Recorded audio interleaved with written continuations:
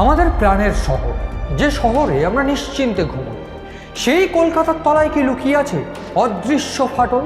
একটা বড় কম্পন কি বদলে দিতে পারে সমস্ত হিসেব?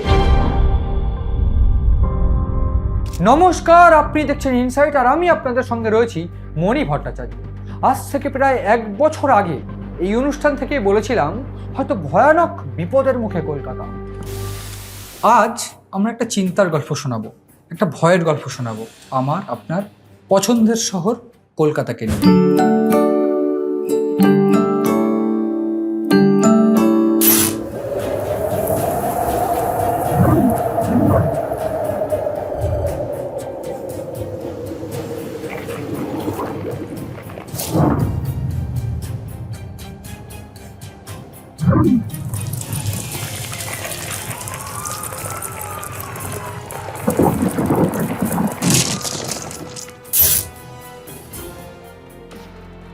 আজ ঠিক তেমনভাবে ভয় ধরিয়ে কেঁপে উঠল আমার আপনার প্রাণের শহর। রিক্টার স্কেলে 5 মাত্রায় কম্পনের উৎপত্তিস্থল বাংলাদেশ হলেও কলকাতা শহরে তার প্রভাব মারাত্মক। ভূতত্ত্ববিদরা বলছেন এই শহরের অবস্থান ইয়োসিন হিঞ্জ নামে এক ভূতাত্ত্বিক দুর্বল অঞ্চলের উপর, আর সেই রেখা গিয়ে মিশেছে মেঘালয়ের ডাউকি ফল্টে, যা উত্তর পূর্ব ভারতের অন্যতম সক্রিয় ফল্ট লাইন। তার মানে কি দূরের কম্পন কাঁপিয়ে দিতে পারে কলকাতাকে? নরম পলিমাটের উপর দাঁড়িয়ে থাকা এই শহর কি মারাত্মক ঝুঁকির মুখে? আজ ইনসাইটে থাকছে মানচিত্র, বিজ্ঞান আর বিশেষজ্ঞদের বিশ্লেষণে কলকাতার ভূমিকম্প ও তার বাস্তবতা। 2025 সালের 25শে ফেব্রুয়ারি সকালে বঙ্গোপসাগর থেকে জন্ম নিয়েছিল এক ভূমিকম্প। সমুদ্রপৃষ্ঠের 91 কিলোমিটার গভীরে তার উৎসস্থল ছিল। কলকাতা থেকে সেই উৎসস্থলের দূরত্ব ছিল 330 কিলোমিটার, আর উড়িষ্যার পারাদ্বীপ থেকে 220 কিলোমিটার। মায়ানমার ও থাইল্যান্ডে সদ্য যে ভূমিকম্প হয়েছে তার উৎসস্থল ছিল মায়ানমারের মান্দালয় শহরের নিচে। ভূতত্ত্ববিদরা বলছেন মান্দালয় শহরের নিচে ভূস্তরে সাগাইন ফল্ট নামে যে সুদীর্ঘ ফাটল বা চ্যুতি রেখা রয়েছে, সেখান থেকেই এই কম্পন উঠে এসেছে। ভূস্তরের এই সর্বফাটল বা সব ফাটল বা দুর্বল অংশেই সাধারণ ভূমিকম্পের জন্ম নেয়। সে কারণেই কলকাতা শহর নিয়েও উদ্বেগের কারণ যথেষ্ট রয়েছে বলে মনে করছেন ভূতত্ত্ববিদরা। কারণ কলকাতার অবস্থানও ঠিক এই রকম ভূতাত্ত্বিক এক রেখার উপরও অবস্থিত। সে রেখা কোনো ফাটল নয়, কিন্তু মহাদেশীয় পাতের ভাঙনের রেখা, যার গভীরে ফাটল থাকতে পারে বলে মনে করছেন ভূতত্ত্ববিদরা। ফাটল না থাকলেও ওই অঞ্চল থেকে ভূমিকম্পের আশঙ্কা প্রবল বলে মনে করছেন বিশেষজ্ঞ বা গবেষকরা। কিন্তু আপনারা কি জানেন কেন এমনটা মনে করছে বিশেষজ্ঞরা বা ভূবিজ্ঞানীরা? কলকাতার বিপদের যে কারণ, তার অন্যতম কারণ ইয়োসিন হিঞ্জ। এখনকার ভারতীয় পাত অর্থাৎ ইন্ডিয়ান প্লেট, কুমেরু পাত অর্থাৎ আটলান্টিক প্লেট এবং অস্ট্রেলীয় পাত অর্থাৎ অস্ট্রেলিয়ান প্লেট 13 কোটি বছর আগে পরস্পরের সঙ্গে জুড়েছে। যে রেখা বরাবর তারা পরস্পরের থেকে বিচ্ছিন্ন হয়েছে, সেখানেই ইয়োসিন হিঞ্জের অবস্থান। একাধিক ভূতাত্ত্বিক গবেষণায় দেখা গেছে বর্তমান আটলান্টিকা মহাদেশের পূর্বাঞ্চলের ভূস্তরের সঙ্গে ভারতের পূর্ব উপকূলের ভূস্তর একেবারে হুবহু মিলে যায়। দক্ষিণাত্য থেকে উড়িষ্যা পর্যন্ত একই প্রবণতা। উড়িষ্যার উত্তরে উপকূল রেখার অর্থাৎ বাংলাদেশ, মায়ানমার, পশ্চিমবঙ্গ, অস্ট্রেলীয় পাতের ভূস্তরের মিল রয়েছে বলে ভূতাত্ত্বিকদের একটা অংশের দাবি। অর্থাৎ বর্তমান অস্ট্রেলীয় পাত এবং কুমেরু পাত অতিমহাদেশীয় যুগে ভারতীয় পাতের সঙ্গে জুড়ে ছিল, এবং সেই মহাদেশীয় পাতে যে রেখা বরাবর ভাঙন ধরেছিল আজকের ভূতাত্ত্বিক মানচিত্রে, সেই অঞ্চলই ইয়োসিন হিঞ্জ।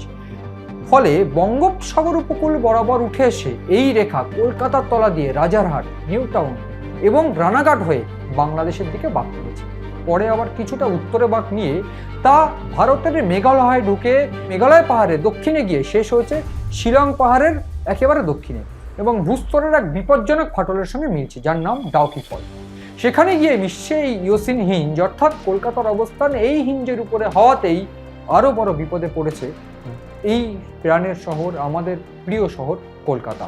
যদিও এক্ষেত্রে বিশেষজ্ঞদের মত, এখন মানচিত্রে যেখানে পশ্চিমবঙ্গ বা দক্ষিণবঙ্গ এবং বাংলাদেশের বিস্তীর্ণ অংশ দেখা যাচ্ছে, সেখানে একসময় স্থলভাগই ছিল না।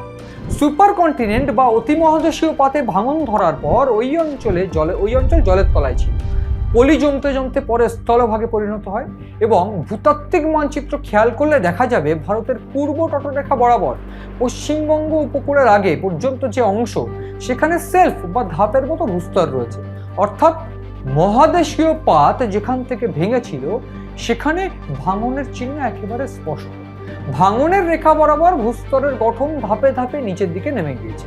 উড়িষ্যার উত্তর দিক পর্যন্ত যে ধাপ দৃশ্যমান ছিল, কিন্তু পশ্চিমবঙ্গের উপকূলে এসে সেই ধাপ এবং সেলফ জাতীয় ভূস্তরের দেখা মেলে না। ফলে তার কারণ হিসাবে ভূতত্ত্ববিদ যেটা বলছেন, পলি জমে স্থলভাগ ক্রমশ বৃদ্ধি পায়। দীর্ঘদিন ধরে পলি জমতে জমতে সেলফ বা ধাপের মতো অংশ পলির পুরো স্তরের নিচে চাপা পড়ে গিয়েছে। সেই স্তরই ক্রমশ বাড়তে বাড়তে বিস্তীর্ণ সমতল এলাকা তৈরি করেছে, যে এলাকায় এখন দক্ষিণবঙ্গ এবং বাংলাদেশের বিস্তীর্ণ অঞ্চলের অবস্থান। তার মতে বা বিশেষজ্ঞদের মতে বা তাদের মতে ইওসিন হিঞ্জের পশ্চিম এবং উত্তর দিকের যে অঞ্চল, সেই এলাকা ভাঙনের পরেও স্থলভাগে ছিল, কিন্তু এই হিঞ্জের বা এই ইওসিন হিঞ্জের পূর্ব এবং দক্ষিণ যে স্থলভাগ দেখা যায়, ভাঙনের পর সেই অঞ্চল জলভাগে চলে গিয়েছিল। পলি জমতে জমতে ফের তা স্থলভাগ হয়ে ওঠে। ফলে কলকাতা এবং বাংলাদেশের বিস্তীর্ণ অংশ পলি মাটি দিয়ে তৈরি। আর ঠিক সেইখানে বিপদ, তার কারণ একদিক থেকে জল বোঝাই গাছ কেটে একেবারে চূড়ান্ত পর্যায়ের যে নির্মাণ, সেই নির্মাণ একেবারে বিদ্যমান। ফলে যে সমস্যাটা কি দাঁড়াচ্ছে, এই পলির উপরে বা এই যেহেতু কলকাতা এবং একেবারে ঢাকার বিস্তীর্ণ অংশ পলি মাটির উপর তৈরি, ফলে সেইখানে কোনো ভূমিকম্প হলে ক্ষয়ক্ষতির সংখ্যাটাও কিন্তু বেশি থাকছে।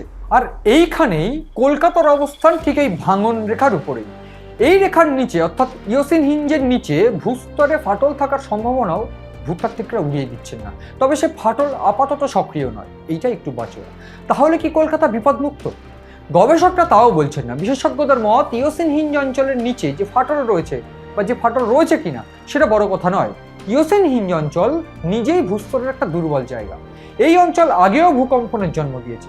গবেষকদের মতে ইওসিন হিঞ্জ ছাড়াও বঙ্গোপসাগরের গভীরে 85 ডিগ্রি ইস্ট রিজ নামের একটি রেখা রয়েছে, যেখানে কিছু ফাটল বা দুর্বল অংশ লক্ষ্য করা গিয়েছে সক্রিয়ভাবে।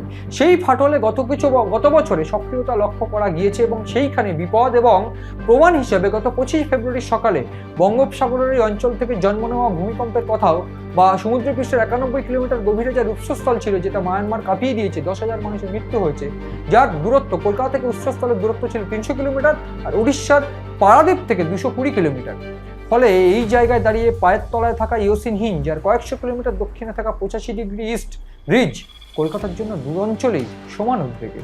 তবে সেই সব অঞ্চল থেকে তৈরি কম্পনের মাত্রা রিক্টার স্কেল 6 অতিক্রম করবে না বলে বিশেষজ্ঞদের মত। ভূতাত্ত্বিকরা অবশ্য বলছেন রিক্টার স্কেলে 8 মাত্রার বেশি কম্পন আসতে পারে ভারতের উত্তর পূর্ব সীমান্ত থেকে বা উত্তর সীমান্ত থেকে।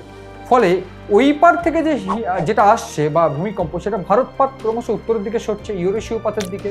ফলে দুই পাতার সংযোগস্থলে যে চ্যুতিরেখা বা ব্রহ্মপুত্র নদের তিব্বতী অংশ এই বরাবর অবস্থান করছে। এই অঞ্চলে জন্ম নেওয়া কোনো বড় ভূমিকম্প বা কলকাতায় বড় ভূমিকম্পের এই যে আভাস, যে ক্ষয়ক্ষতি এই দুই পাতের জন্য, সেটা কিন্তু হতে পারে। অর্থাৎ উত্তর পূর্ব সীমান্তে এবং মায়ানমারের মাটির তলায় একাধিক ফাটল যেহেতু রয়েছে, ফলে এই সমস্ত জায়গায় চ্যুতিরেখা কিন্তু সক্রিয়। ভারতীয় পাত, ইউরেশীয় পাত, বর্মী পাত, সুন্ডা পাত, এতগুলি পাত পরস্পরের সঙ্গে মিশে মায়ানমারের নানা অংশে তৈরি হয়েছে। ফলে এই আরাকান ইয়োমো বা সুমাত্রা যাত্রা পর্যন্ত সিনি অঞ্চলের সব থেকে যে বিপজ্জনক যাত্রা বা পরিস্থিতি, সেখানকার যে কোনো কম্পন উত্তর পূর্ব ভারত থেকে কলকাতা পর্যন্ত বিস্তীর্ণ অঞ্চলে বড় ক্ষয়ক্ষতি ঘটাতে একেবারে সক্ষম।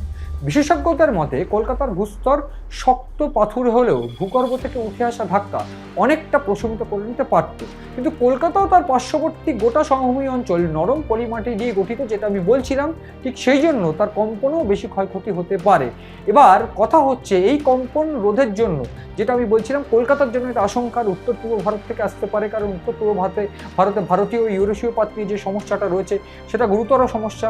এবং তার পাশাপাশি মায়ানমারের এই দিকটা থেকে কিন্তু একটা গুরুত্বপূর্ণভাবে যে বেশ কয়েকটি পাত একসঙ্গে হওয়াতে এই জায়গায় কোনো বড় ভূমিকম্প হলে সেই ভূমিকম্প কিন্তু নর্থ ইস্ট হয়ে ভারতে একটা বলা হয় কলকাতা একটা বড় ক্ষয়ক্ষতি হতে পারে, যেটা আমি 1 বছর আগেই বলছিলাম।